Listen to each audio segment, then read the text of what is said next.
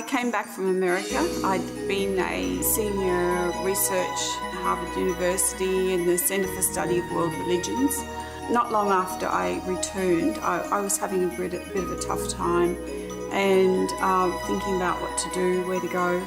I had a bad accident and it took me out of the realm of doing art history anymore. I had to sort of rethink my career, and I knew whatever I had to do, I had to be active, not sit in front of the computer all day, every day. I knew I couldn't do that anymore, or I couldn't stand all the time.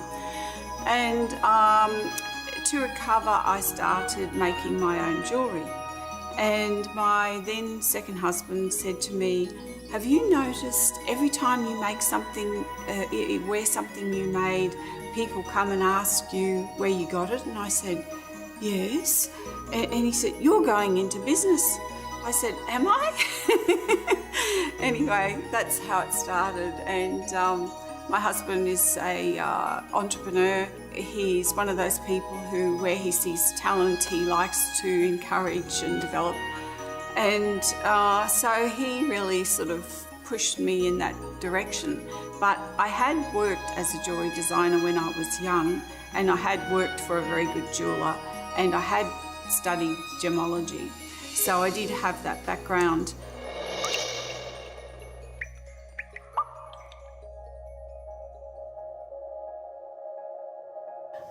My husband and I decided to buy a Burmese Mogok ruby as an investment. After a while, we decided to go to Hong Kong and consider putting it in an auction.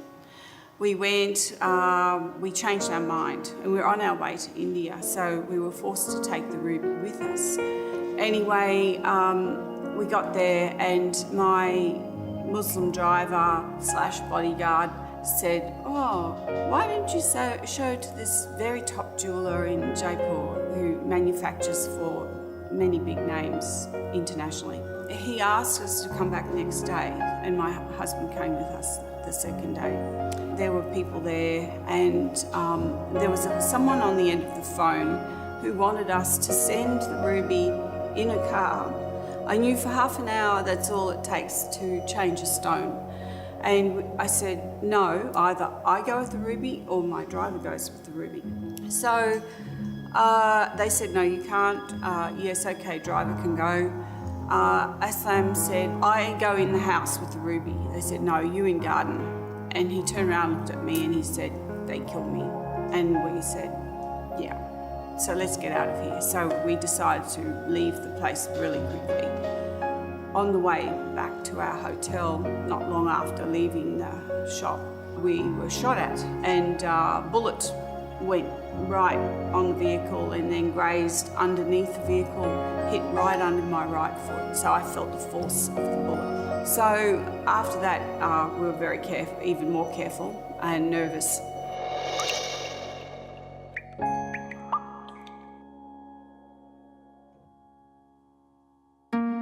Maybe when I see something really special, I like big stones particularly, that's my taste.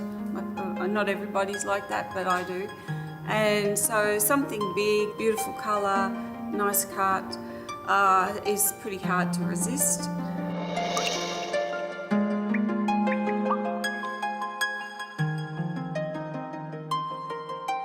Other designs evolve because of concepts or wacky ideas I have. Yeah, it's fun.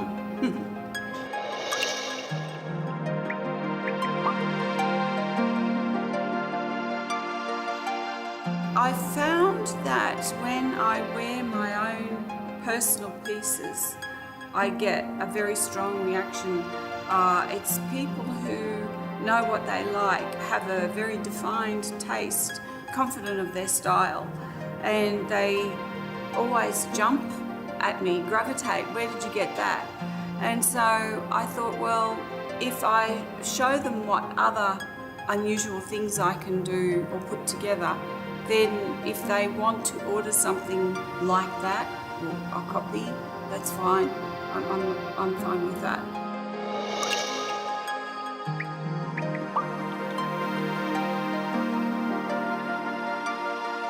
I think it's because definitely because I grew up in Papua New Guinea as an Australian child in another culture.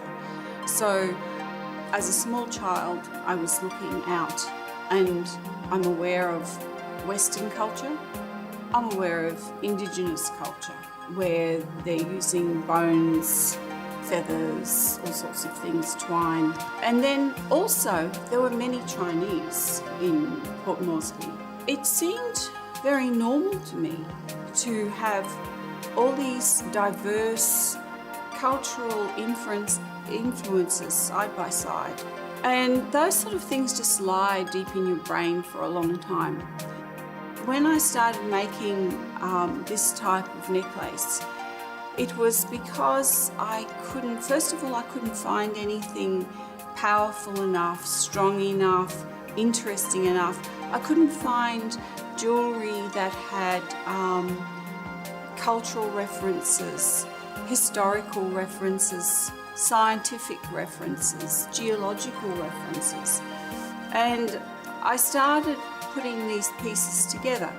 And by that time I had studied about postmodern theory and the notion of appropriation, taking from here, taking from there, taking even time periods, taking from prehistory, taking from a few hundred years ago, taking from contemporary. In these kind of pieces, all these things come together.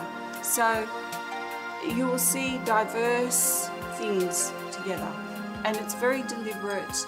It comes out of not only my childhood in New Guinea with a mixture of cultures, but it also comes out of my study of art history, theory, postmodern theory, and so on.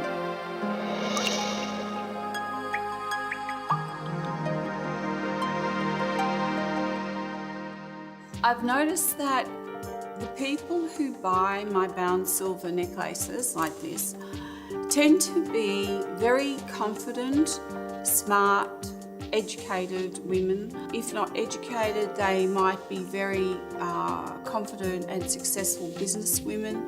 They're professional women. So it's definitely a personality thing, but it's also to do with the educational level and the confidence level of the buyer.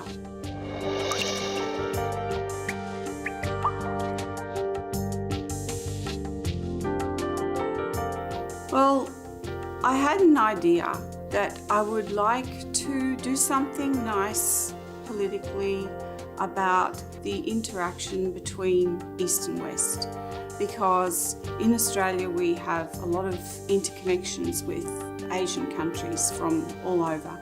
I just thought it was a nice political gesture. So in my long necklaces like this, I'll use stone deliberately from Australia and say China, Taiwan, wherever. So they're really like friendly pieces and interconnections with Australia and the West and Asia, and that have a nice meaning.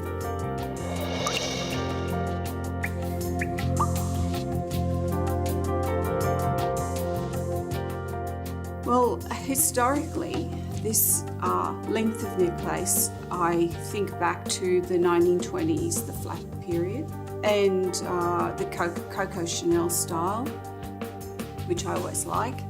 I think it gives definition, it's strong, it's got character, it's got confidence. So for the technique, I hand wire them myself, and I take a lot of time to get the stones positioned so that they speak to each other, matte with shiny, etc. And then I hand wire with this, in this case and in other cases, 18 karat gold wire. I hand wire each piece. Other pieces I might do in silver, and I use the rosary style of handworking, which dates right back to the monastic period in Europe, of linking one stone to another.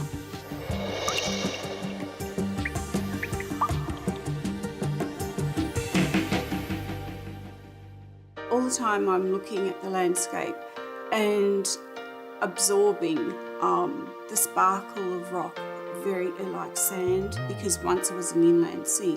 So there's sparkly rock There's giant boulders balanced on top of smaller boulders, and the incongruity of it, the impossibility of it, the colour of it, the red earth, the blue sky, and then the beautiful variations of tones from yellows, reds, oranges, ochres, browns. It was very beautiful. And also there was the native grass, the spinifex, which is a pale green colour. Some of the pieces, I use a vintage cigarette holder, about so long, that I buy, usually a European vintage piece. And that is the symbol of the patriarchal invasion of the white Australian male into the Aboriginal landscape. So that way I have references to the landscape, to Aboriginal culture, obviously from a Western perspective, but the long cigarette holder is about the coming of the white man into Australia.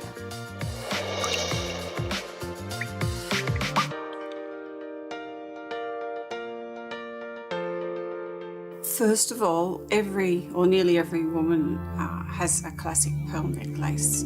Secondly, I guess, pearl enhances the skin. It's a natural object, it's beautiful, but I like to use it with a twist. And I keep in mind that it should take the woman from her professional job or her office job in the day to dinner or a function at night. So I try and keep the design in line that she needs that necklace for different functions. And another thing I like to do is the twist. I like to combine the pearl with other stones and contrast, say, the shimmer of the luster of the pearl with the matte of, say, jade, or combined with tourmaline or aquamarine, some other lovely stone, and maybe make that necklace convertible so that you can still wear it as a plain pearl necklace, but you can put a pendant or something else with it.